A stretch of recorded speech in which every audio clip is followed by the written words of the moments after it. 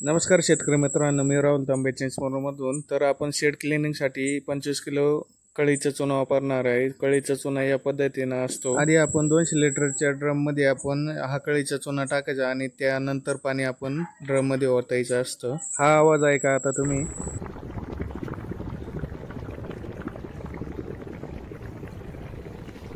की चुना कसा उकळतो मध्ये, मग पाणी किती टेम्परेचरमध्ये होईल बघा तुम्ही. याचा रिझल्ट 100% ग्लासरी, मस्टर्डाइन आणि खडू रोगासाठी होतो.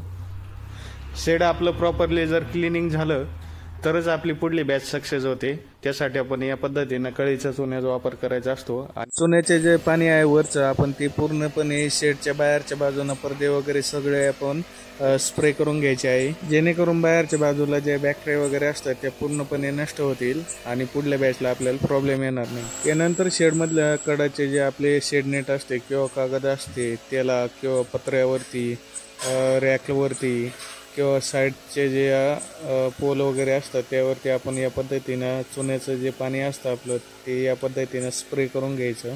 तर तेवढं आपलं यूट्यूब चॅनलला पण सबस्क्राईब करून घ्या आणि इंस्टाग्राम अकाउंटला पण फॉलो करून घ्या, जेणेकरून तुम्हाला नवीन नवीन व्हिडिओ आपल्याला बघायला मिळतील.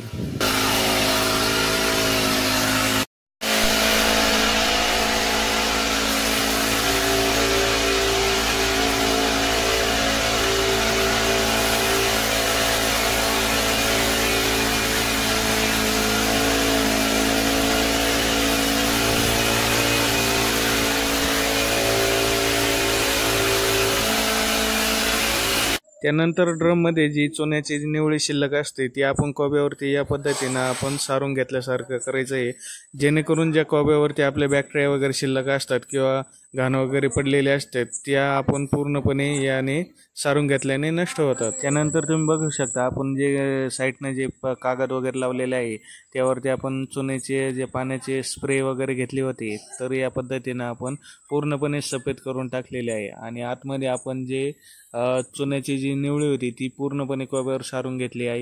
आणि या पद्धतीनं जर आपण शेडची जर क्लिनिंग केली आणि कळीच्या चुन्याचा वापर केला तर 100% आपल्याला पुढल्या बॅचला कोणताही प्रकारचा प्रॉब्लेम येणार नाही.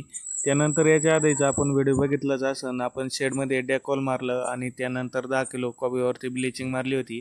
त्यानंतर आपण हा कळीच्या चुन्याचा प्रयोग केलेला आहे.